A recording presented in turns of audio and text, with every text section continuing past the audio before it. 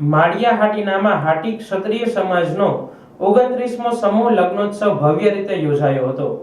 50 નવદંપતીએ નવા જીવનમાં પગલું માંડ્યું હતું। માળિયા હાટીનામાં હાટી ક્ષત્રિય સમાજે સામાજિક એકતા અને સંસ્કારની અનોખી પરંપરા જીવંત રાખી છે। દર વર્ષની પરંપરા મુજબ હાટી ક્ષત્રિય ચેરિટેબલ ટ્રસ્ટ દ્વારા સાસણ માર્ગ ઉપર નંદનવન સમૂહ વિવાહ મેદાનમાં સમૂહ લગ્નોત્સવ ધામધૂમથી ઉજવાયો હતો। આ વર્ષે યોજાયેલા કાર્યક્રમમાં 50 નવદંપતીઓએ વૈદિક વિધિ મુજબ લગ્ન સંસ્કાર સ્વીકારી નવા જીવનમાં શુભ પ્રવેશ કર્યો હતો।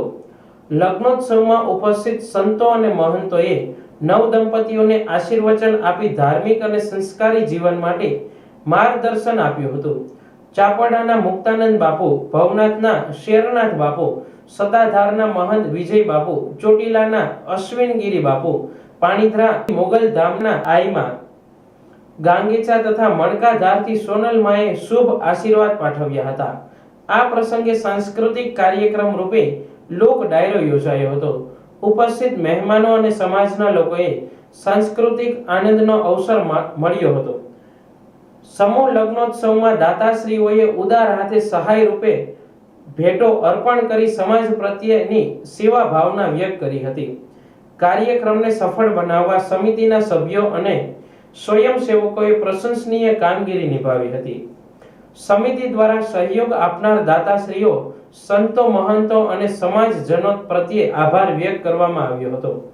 સમૂહ લગ્નોત્સવ જેવી પહેલ સમાજમાં સહકાર, સમાનતા અને સંસ્કારના મૂલ્યો મજબૂત બનાવે છે એવી લાગણી ઉપસ્થિત મહેમાનોએ વ્યક્ત કરી હતી। ચેરિટેબલ ટ્રસ્ટ તથા હાટી ક્ષત્રિય સમૂહ લગ્ન સમિતિ દ્વારા સતત અવિરત 29 વર્ષથી જે સમૂહ વિવાહ થઈ રહ્યા છે એમાં 29મો સમૂહ લગ્ન આ વર્ષે તારીખ 7/2/2026ના રોજ યોજાણો, જેમાં 50 યુગલોએ પ્રભુતામાં પગલાં માંડ્યા, જેમાં સંતો મહંતોની હાજરી સાથે આશીર્વાદ સાથે કલાકાર શ્રી રાજભા ગઢવી તથા શિવરાજભાઈ ગઢવી, નીતાબા તથા આ કલાકારોએ પોતાની આગવી વાણીમાં રજૂઆત કરી અને શ્રોતાઓને જ્ઞાનમુક્ત કર્યા। સાથે તમામ દાતાશ્રીઓ 1 લાખથી લઈ 11,000થી લઈ અને ફૂલ નહીં તો ફૂલની પાખડી સ્વરૂપે જે કંઈ યોગદાન આપેલા તમામ દાતાશ્રીઓના યોગદાનથી આ સમૂહ વિવાહ શક્ય બનતા હોય ત્યારે આ તમામ દાતાશ્રીઓનો પણ અત્યારે અમે હૃદયપૂર્વક આભાર વ્યક્ત કરીએ છીએ।